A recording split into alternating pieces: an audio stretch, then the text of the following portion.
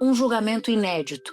Pela primeira vez na história, um ex-presidente da República e militares de alta patente são colocados no banco dos réus por tentativa de golpe de Estado. Para entender como chegamos até aqui, é preciso retroceder no tempo, voltar ao dia 29 de julho de 2021.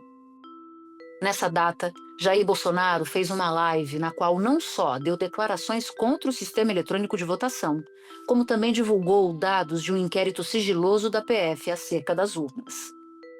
Isso aconteceu largamente por ocasião das eleições de 2018. Tem vários vídeos demonstrando isso daí. E agora, a gente pergunta, vamos deixar isso continuar acontecendo? Acabando as eleições, a gente vai judicializá-la? Quem vai julgar? E eu digo mais, não temos prova, já bem claro, mas indícios que eleições para senadores e deputados pode ocorrer a mesma coisa. Por que não? Por que ele teme tanto um voto democrático? Por que ele não quer umas eleições democráticas? Por que ele não quer que nós possamos contar também fisicamente os votos? O Tribunal Superior Eleitoral reagiu de imediato e determinou a apuração dos fatos para descobrir como uma investigação em segredo de justiça havia parado nas mãos do presidente da República. O ministro do Supremo Tribunal Federal, Alexandre de Moraes, determinou a abertura de uma investigação contra o presidente Jair Bolsonaro por vazamento de inquérito sigiloso da Polícia Federal. Aceitou o pedido feito por todos os ministros do Tribunal Superior Eleitoral na segunda-feira. Eles querem saber se o presidente cometeu crime ao divulgar dados sigilosos. Bolsonaro divulgou nas redes sociais o link com a íntegra do inquérito sigiloso. Alexandre de Moraes disse que não há causa que justifique a divulgação feita pelo presidente. Essa investigação é um desdobramento do inquérito das fake news, que apura a disseminação de notícias falsas pela internet e também ameaças a ministros do Supremo. Em outra frente, o ministro Alexandre de Moraes pediu ao TSE para apurar a participação do ministro da Justiça, Anderson Torres. O Brasil mergulhava em águas turvas. Enquanto a PF apurava, Bolsonaro aumentava os índices de octanagem da crise política. Em 7 de setembro de 2021, durante as comemorações da independência do Brasil, o presidente bradou, do alto de um caminhão de som, em plena Avenida Paulista lotada, que não mais cumpriria decisões judiciais. E foi com tudo para cima de Alexandre de Moraes.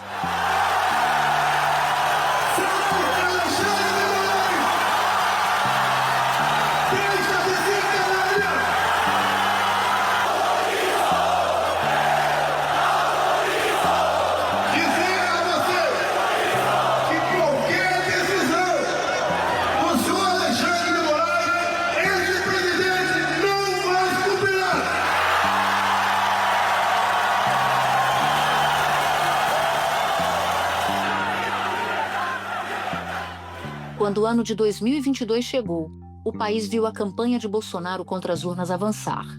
Àquela altura, a PF já estava no encalço de Mauro Cid, o tenente-coronel, ajudante de ordens do então presidente da República. Cid caíra na malha fina da polícia ao ajudar a organizar a tal live de 29 de julho de 2021.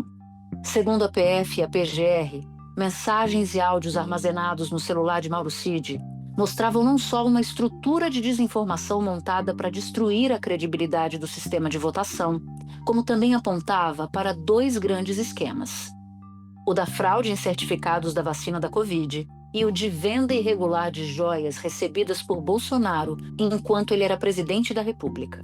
Entre 2019 e 2021, Bolsonaro recebeu ao menos 3 conjuntos de joias avaliados em milhões, presentes oficiais, pertencentes ao Estado brasileiro.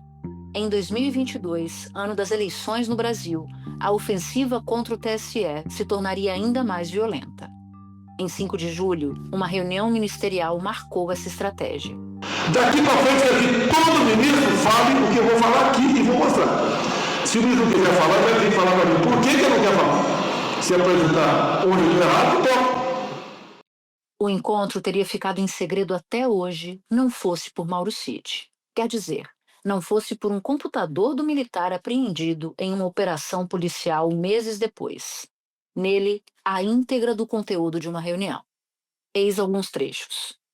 Nós vamos esperar chegar 23, 24, para se fuder. Por que não tomou providência lá atrás? E não é providência de força, não, caralho. Não é dar tiro, ó. Então, o que tiver que ser feito, tem que ser feito antes das eleições. Se tiver que dar soco na mesa antes das eleições, se tiver que virar a mesa antes das eleições. Dias depois, um outro encontro, este público, mostraria um avanço ainda maior. Em 18 de julho, a poucos meses do primeiro turno, Bolsonaro tentava atrair apoio internacional para sua tese de fraude nas urnas. A ofensiva, sem nenhuma prova de irregularidade ou de fragilidade do sistema, não só não convenceu os diplomatas ali presentes, como também rendeu a Jair Bolsonaro a sua inelegibilidade, algo decidido pelo TSE somente no ano seguinte. Bolsonaro repetiu as teorias da conspiração que costuma apresentar para apoiadores em lives na internet e que já foram desmentidas por agências de checagem, por instituições oficiais, como o próprio TSE. Conversei com alguns embaixadores. O que eles me falaram? Primeiro, que eles saíram impressionados negativamente com o presidente da República. Né? Uma avaliação que o presidente tenta desmoralizar o sistema eleitoral brasileiro, as nossas urnas eletrônicas, sendo que eles confiam nas urnas eletrônicas brasileiras. Né? Na nossa linha do tempo, o ano ainda é 2022 e o primeiro turno se aproxima. O resultado daquele 2 de outubro levou Luiz Inácio Lula da Silva e Jair Messias Bolsonaro ao segundo turno. Enquanto a campanha se desenrolava, o desespero com uma possível derrota crescia. Técnicos em computação, peritos e analistas eram acionados para tentar detectar algum problema nas urnas, por menor que fosse. Mas nada aparecia. Eu vou ler para você uma troca de mensagens encontrada pela PF tempos depois. É um diálogo entre Mauro Cid e o tenente-coronel Sérgio Ricardo Cavalieri de Medeiros. Cavalieri pergunta a Cid: conseguiram plotar? E o tenente-coronel responde: nada. Nenhum indício. Quando o segundo turno chegou, em 30 de outubro, algo grave aconteceu. Eleitores da região Nordeste, base eleitoral de Lula, passaram a denunciar problemas para chegar às sessões de votação. O motivo? A Polícia Rodoviária Federal estava bloqueando as estradas. Alexandre de Moraes, então presidente do TSE, precisou ameaçar prender o diretor-geral da PRF, Silvinei Vasquez, caso as rodovias não fossem liberadas. A polícia descobriria mais tarde que essa ação foi deliberada, orquestrada por uma equipe do Ministério da Justiça. O esforço, contudo, foi em vão. Às 19 horas e 57 minutos daquele dia 30 de outubro de 2022, Lula era declarado presidente eleito do Brasil. A Justiça Eleitoral acaba de confirmar a vitória de Luiz Inácio Lula da Silva, do PT, na disputa da presidência da República. A partir de 1º de janeiro de 2023, Lula retorna ao Palácio do Planalto para o mandato de 4 anos. Será o terceiro mandato dele. Derrotado, Bolsonaro não se pronunciou sobre o resultado. Começava ali um silêncio que duraria muitos dias. No dia seguinte à eleição, seguidores de Bolsonaro passaram a acampar em frente aos quartéis pedindo por um golpe. Caminhoneiros aliados do presidente também ameaçavam parar o país. Algumas cidades brasileiras registraram manifestações de bolsonaristas radicais com intenções golpistas. A maior foi em Brasília, no setor militar urbano, em frente ao quartel-general do Exército. Caravanas de ônibus se juntaram aos caminhões. Os manifestantes afirmam que não aceitam o resultado das urnas. Os atos defendem abertamente um golpe, com faixas e gritos pedindo intervenção das Forças Armadas no governo, uma afronta à Constituição e à democracia. O Brasil estava à beira de um precipício e Bolsonaro prestes a sofrer um novo revés. O Ministério da Defesa, que atuava como linha auxiliar do presidente, acabou sendo obrigado a revelar o resultado de sua auditoria. Após estudos e testes, a comissão de especialistas militares concluiu o óbvio: não havia indício de fraude nas eleições. As Forças Armadas, elas pressionaram bastante para fazerem esse trabalho de atuação e era esperado que elas divulgassem o que foi feito. O ofício de 2 folhas assinado e encaminhado pelo ministro Paulo Sérgio Nogueira de Oliveira não aponta fraude no pleito eleitoral. Mas havia outras frentes ainda em curso, e uma delas orquestrada pelo próprio partido de Bolsonaro. Em 22 de novembro, o PL bate à porta do TSE para anular os votos registrados em 250 mil urnas fabricadas antes de 2020. O que não se sabia à época era que o pedido se baseava em um relatório forjado. Alexandre de Moraes percebeu a jogada e não só negou a ação, como puniu o partido por agir de má fé junto à justiça.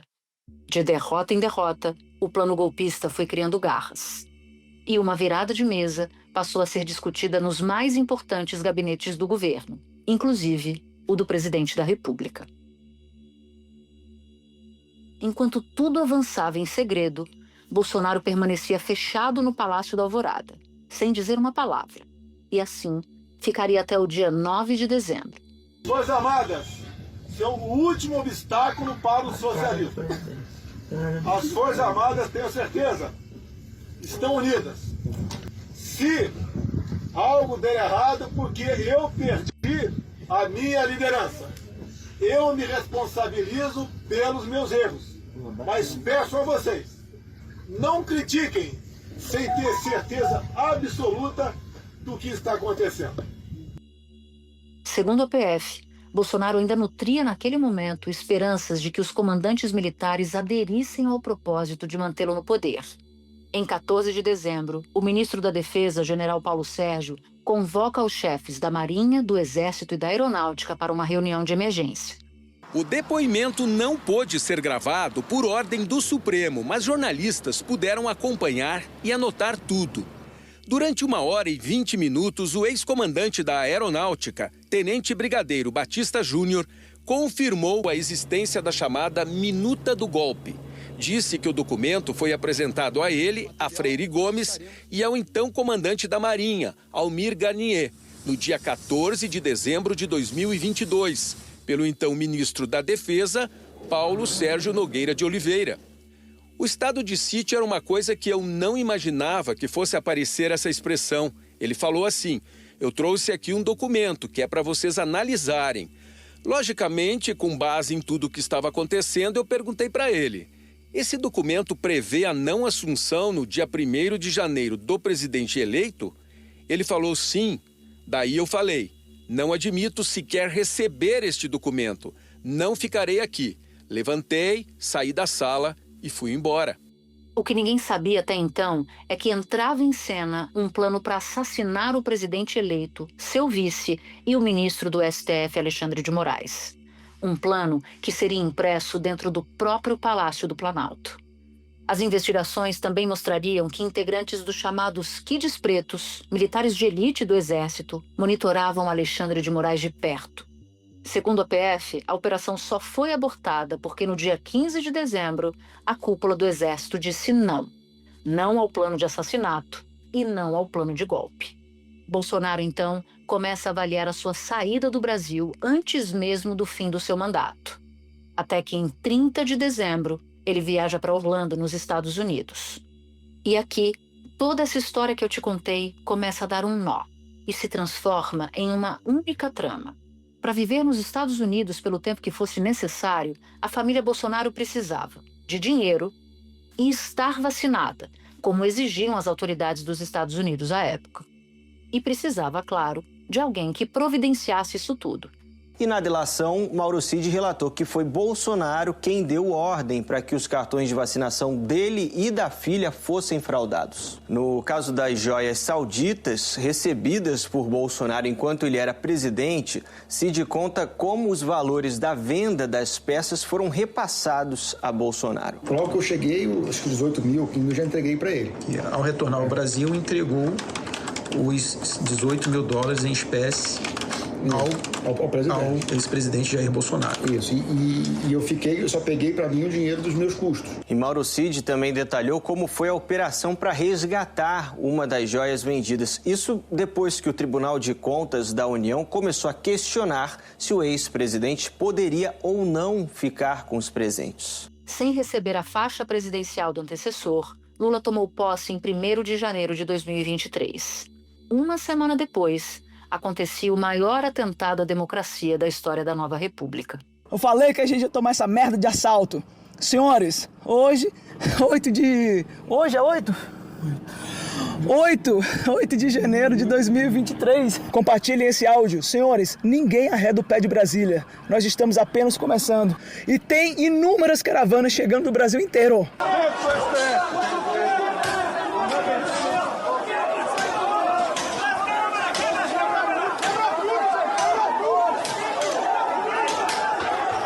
A multidão tomando conta não só do gramado e agora subindo a rampa do Congresso Nacional, inclusive a rampa que dá acesso até a cúpula do Congresso. Aqui foi atacado o Congresso, mas também a Presidência da República, como se fosse um ataque simultâneo ao Capitólio, à Casa Branca e também à Suprema Corte, já que aqui em Brasília o prédio do Supremo Tribunal Federal também foi alvo desses vândalos, desses terroristas, dá para chamar assim.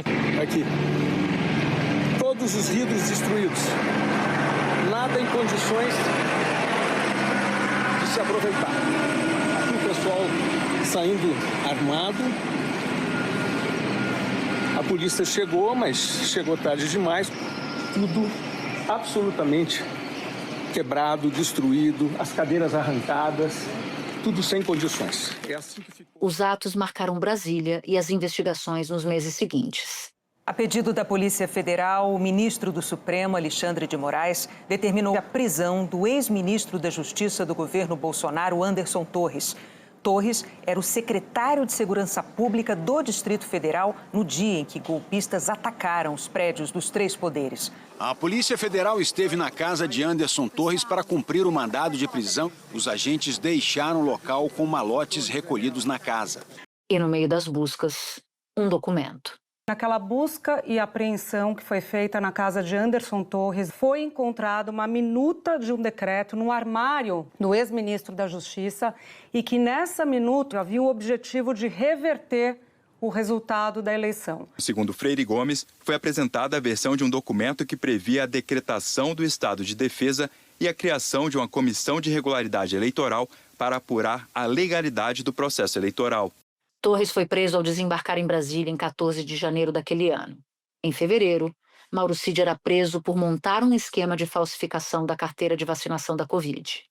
Sua prisão selaria para sempre o destino de Jair Bolsonaro. Cid se transformaria em delator do próprio chefe após a polícia identificar que seu pai, um renomado general, estava envolvido no esquema de venda de joias. Para salvá-lo de punição, o ex-ajudante de ordens resolveu abrir o bico. Foi uma vez que eu falei todo geralzão, né? Fiz um grande depoimento maior. Depois eu fui chamado outra vez, que foi, se eu não estou enganado, para falar sobre uma outra reunião dos militares Forças Especiais num bloco de Brasília, num salão de festa de um bloco de Brasília. E depois da prisão, eu fui chamado para falar desse plano verde-amarelo, ou punhal verde-amarelo aí, então foi basicamente isso. Mas teve um grande depoimento, e depois os outros foram esses pingados para complementar, confirmar ou ratificar outras informações, presença de pessoas, se eu lembrava ou não lembrava desse fato. Já em 2024, às vésperas do Carnaval, em 8 de fevereiro, a PF deflagrou uma importante operação sobre o caso. A Tempus Veritatis, a primeira a se desdobrar exclusivamente sobre o plano golpista. Entre os alvos, figuras de proa da cúpula bolsonarista. Foi a partir dali que medidas cautelares passaram a ser impostas ao ex-presidente, que na ocasião teve o seu passaporte apreendido e foi proibido de se comunicar com outros investigados. Na ação, foram retidos celulares, computadores e muitos dos documentos que hoje nos ajudam a contar essa história, e que serviram de base para as mais de 2.000 páginas de investigação da Polícia Federal e da denúncia da Procuradoria-Geral da República. Da redação do G1, eu sou Natuza Neri e o assunto hoje é o julgamento de Jair Bolsonaro no Supremo. Tudo o que você precisa saber para acompanhar cada um dos dias do julgamento do primeiro ex-presidente a se sentar no banco dos réus, acusado de crimes contra a democracia. Meu convidado é o jornalista Felipe Recondo, que pesquisa a história do Supremo Tribunal Federal há anos.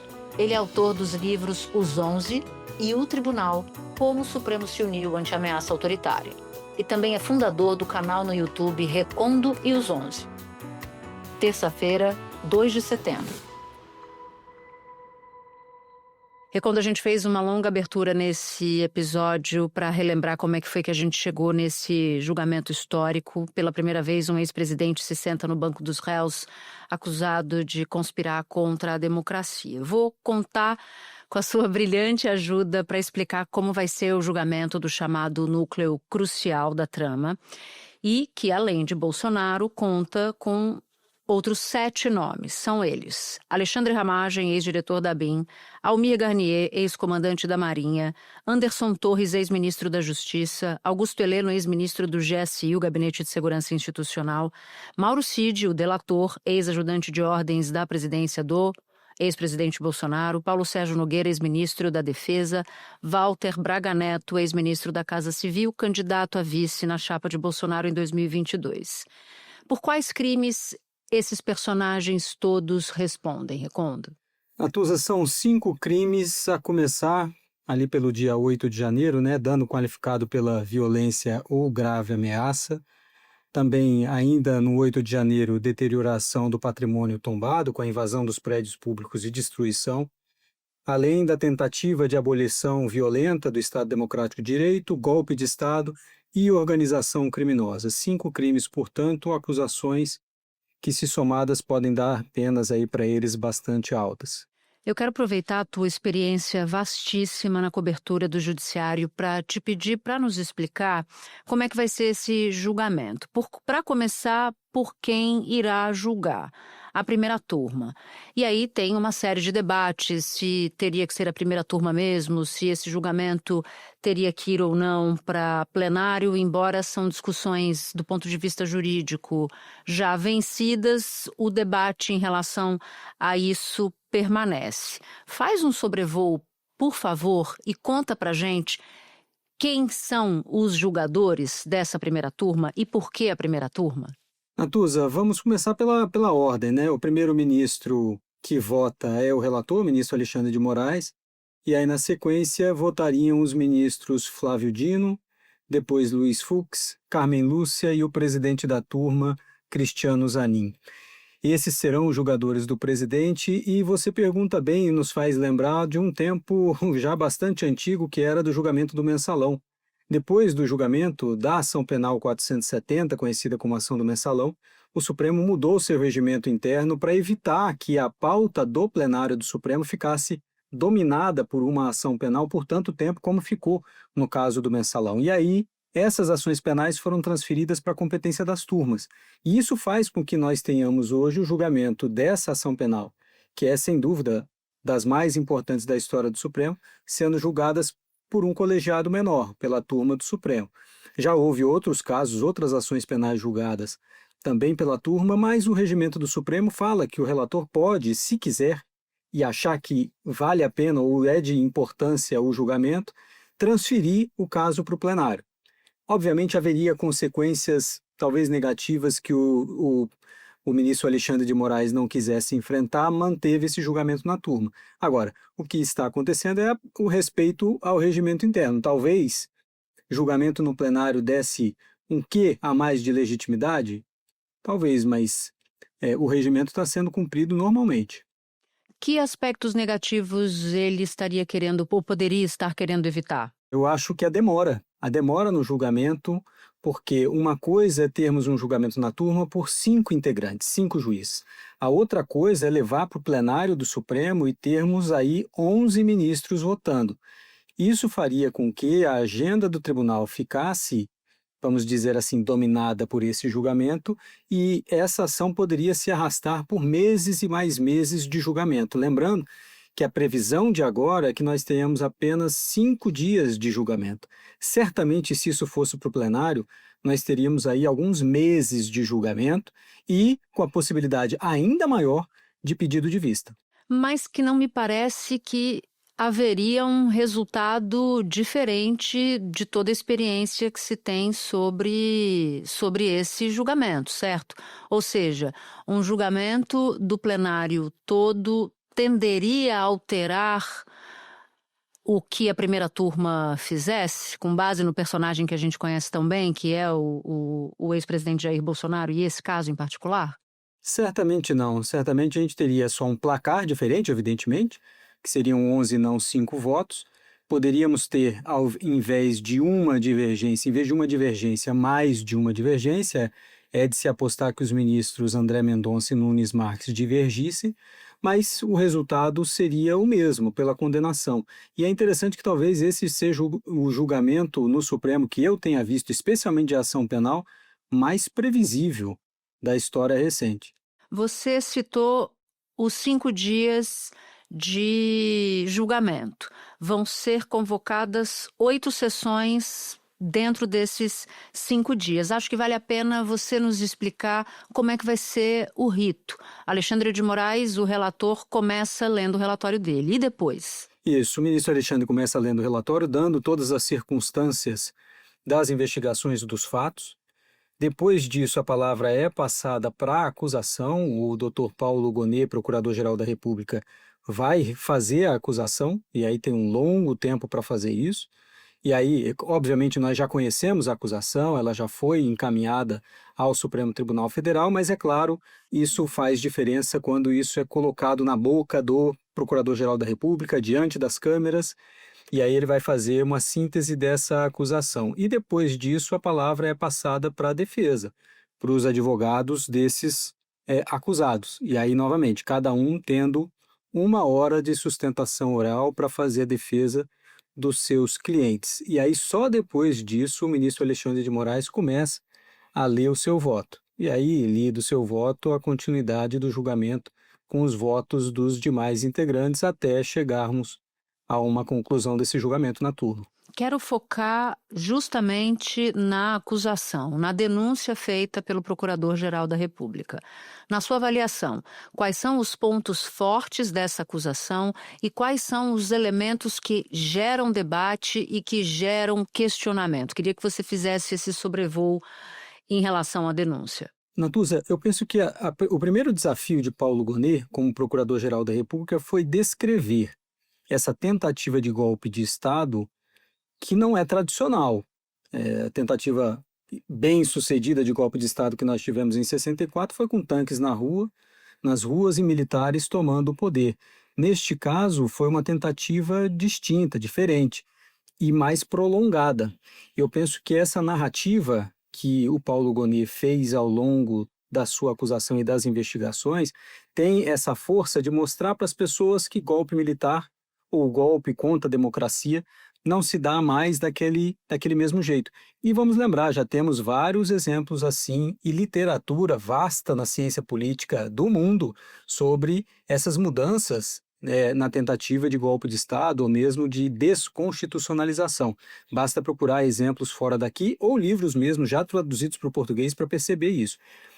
Mas isso gera um ponto também de fraqueza, porque é preciso muito verbo para convencer as pessoas de que isso sim é uma tentativa de golpe de Estado. E, evidentemente, tem gente que não quer se deixar convencer. A denúncia da Procuradoria-Geral da República afirma que, diante da possibilidade de Lula concorrer nas eleições de 2022, o grupo criminoso ampliou as articulações para tentar um golpe de Estado. Em dezembro, com a posse de Lula se aproximando, de acordo com a PGR, o grupo apressou as ações golpistas. E eu acho que, do ponto de vista objetivo, tem um grande desafio que é ligar Bolsonaro ao 8 de janeiro. E o presidente Bolsonaro sempre disse que estava fora do país no dia 8 de janeiro, estava nos Estados Unidos.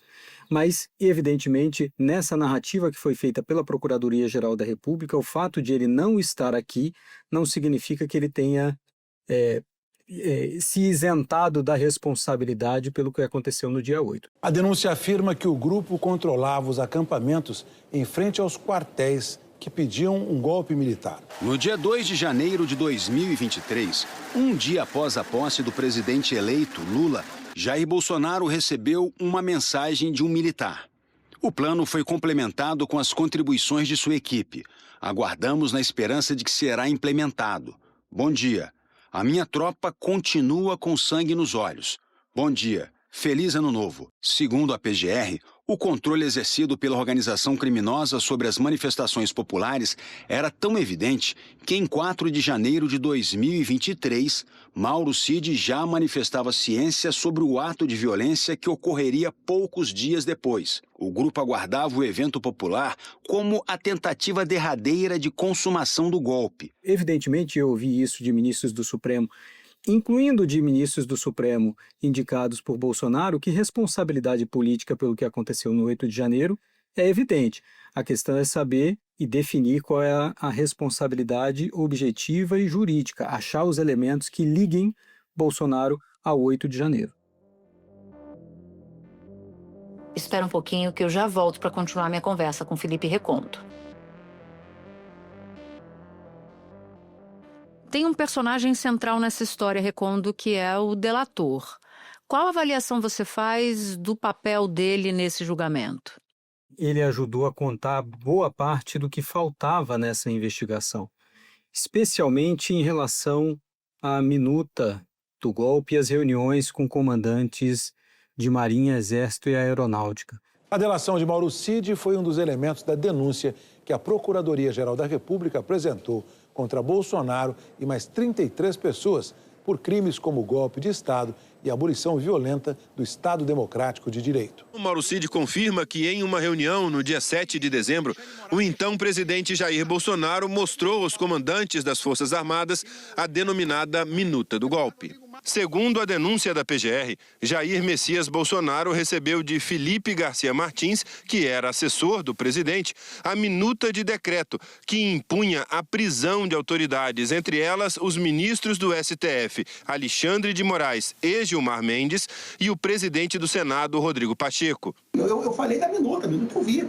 Eu vi a confecção, eu vi o presidente trocando. Talvez, Natuza, aquela reunião entre o presidente e os comandantes de força, já narradas inclusive pelos próprios comandantes e referendada por Mauro Cid, detalhada por Mauro Cid, talvez fosse suficiente já para configurar uma tentativa de golpe de Estado. E eu ouvi isso de especialistas que avaliam isso.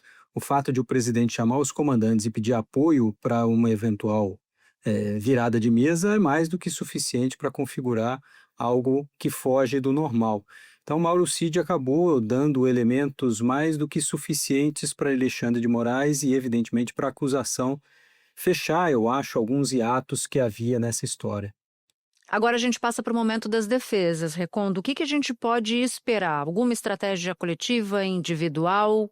Que histórias as defesas devem contar? Natuza, nessa hora a estratégia me parece ser absolutamente individualizada, cada um, evidentemente, tentando salvar-se dessa situação. E é muito difícil para os advogados, neste momento, com o julgamento já com resultado praticamente dado, terem alguma chance de grande reversão. Acho que nessas falhas que a gente comentou aqui, ou nessas dificuldades da acusação, talvez os advogados tenham de entrar. Por exemplo, o advogado do presidente Bolsonaro tentando afastá-lo do que aconteceu no 8 de janeiro, o que o livraria, por exemplo, das acusações de dano qualificado, deterioração do patrimônio tombado. Esperar aqui um trecho da defesa do ex-presidente Bolsonaro sobre a denúncia do golpe. Entrevista aqui no programa, no fim do ano passado, o advogado, um dos advogados do ex-presidente, o Paulo Cunha Bueno, falou que apenas uma junta militar poderia se beneficiar da trama golpista. Quem seria o grande beneficiado? Quem seria beneficiado seria uma junta que seria criada após a ação lá, a Operação Punhal Verde e Amarelo. E nessa junta não estava incluído o presidente Bolsonaro. E não é uma elucubração da minha parte. Isso está textualizado ali. Quem iria assumir o governo em dando certo esse plano terrível, né, que nem na Venezuela acho que chegaria a acontecer, não seria o Bolsonaro, seria aquele grupo. Mas é difícil, diante de toda a narrativa que já foi feita, das condenações outras, haver uma brecha para que os acusados tenham algum tipo de vitória. E claro, tem, eu acho, um pós, que é também o regime de cumprimento de pena. E aí talvez, nesse ponto, as defesas possam conseguir, especialmente a defesa do presidente Bolsonaro, conseguir algum tipo de benefício. Mas em termos de condenação, Natuza, acho que as defesas estão numa situação muito delicada. Resta também a eles, me parece, um certo discurso jurídico e político também em defesa dos seus clientes, o que é muito importante quando se trata de um crime dessa natureza, de natureza também política, né? Que os advogados possam fazer a defesa dos seus clientes e das narrativas que eles próprios fizeram ao longo dessas investigações. Bom, depois a gente vai para a fase da votação em si, vem o voto dos ministros. O primeiro, claro, vai ser o do relator Alexandre de Moraes, você já havia comentado isso. Para quando a gente pode esperar essa fase? A partir de que dia, mais ou menos, se é possível prever? E o que a gente pode esperar dos votos e, sobretudo, das divergências entre os ministros? Você usou essa palavra divergência, que poderia haver divergência. O que você entende por divergência aí nesse caso? Bom, primeiro, o voto do ministro Alexandre de Moraes, a gente tem que lembrar que ele já foi muito veemente quando do recebimento da denúncia e então a abertura da ação penal. Então, é de se observar qual vai ser o tom que o ministro Alexandre de Moraes vai usar neste que vai ser o capítulo final dessa história da tentativa de golpe pelo presidente Bolsonaro. Então, é de se esperar muita veemência também e contundência do ministro Alexandre de Moraes em seu voto, ainda mais que esse voto vem depois das sanções impostas por Donald Trump a ele, Alexandre de Moraes. Então, acho que esse é um ponto fundamental. Depois os votos vão se somar e aí, claro, Natuza, divergências sempre podem aparecer no colegiado, mas me parece que haverá pouca divergência em termos de narrativa dos fatos que foram investigados e também da conclusão. Bom, e sobre as divergências, me parece, Natuza, que a divergência principal vai ser sobre a dosimetria da pena, ou seja, quanto de pena vai ser imposta a cada um dos investigados. É claro que pode haver uma diferença também entre os ministros no enquadramento dos crimes para esses 8 acusados. Não necessariamente todos eles vão ser condenados por todos os crimes que são imputados. Então, pode haver algum tipo de divergência entre eles nesse sentido. Mas, no final, eu penso que a gente já tem uma história bem contada e cujo capítulo final, como eu disse antes, já está mais ou menos definido. Se os réus forem condenados, quando deve começar a execução das penas? Recondo, porque há dúvidas sobre quando isso começa, se a execução das penas vai se dar imediatamente após a conclusão do julgamento, se demora um tempo para que isso ocorra, uma eventual decretação de prisão, por exemplo, do ex-presidente Bolsonaro, que já cumpre prisão domiciliar, tenderia a vir em que momento desse tempo, desse prazo pós-julgamento? Natuza, depois do julgamento, o Supremo tem que publicar o acórdão com todos os votos, todos os debates travados entre os ministros, e aí abre-se prazo para as defesas entrarem com um recurso. Esse recurso serve praticamente, meramente, para sanar dúvidas ou contradições, e depois de julgados os recursos, o processo transita em julgado e aí sim com a execução da pena. Mas você lembrou bem, no caso de Bolsonaro, ele já está preso cautelarmente e dificilmente mudaria a sua realidade ainda mais depois de condenado. E ainda tem esse fator adicional que é de uma possível prisão domiciliar em razão do estado de saúde do presidente Bolsonaro. Agora, o que me parece, respondendo objetivamente a sua pergunta, é que a execução da pena, pelo menos aos demais, se daria depois do trânsito em julgado, ou seja, depois de todos os recursos possíveis e aí depois também do julgamento desses recursos pela turma do Supremo. O que pode acontecer, Natuza, isso certamente até o final do ano, mas o julgamento começando agora em setembro e se não houver nenhuma intercorrência, pedido de vista, talvez ali já em outubro, novembro, a gente já tenha esse processo encerrado. Felipe Recondo, muito obrigada por sua disposição em conversar com a gente aqui no assunto. Sempre um prazer te receber. Muito obrigado, Natuza, sempre à disposição. Este episódio usou áudios da TV Cultura, da Band e do site Poder 360. Se você ouviu o episódio até aqui, eu vou te fazer um convite. Baixar o aplicativo do G1 no seu celular. Por lá, você pode ouvir o assunto, claro, e pode também acompanhar todas as notícias do dia em tempo real e de graça. Este foi o Assunto, podcast diário disponível no G1, no YouTube ou na sua plataforma de áudio preferida. Comigo na equipe do Assunto estão Mônica Mariotti, Amanda Polato, Sara Rezende, Luiz Felipe Silva, Thiago Kazuroski e Carlos Catelan. Eu sou Natuzaneri, fico por aqui. Até o próximo assunto.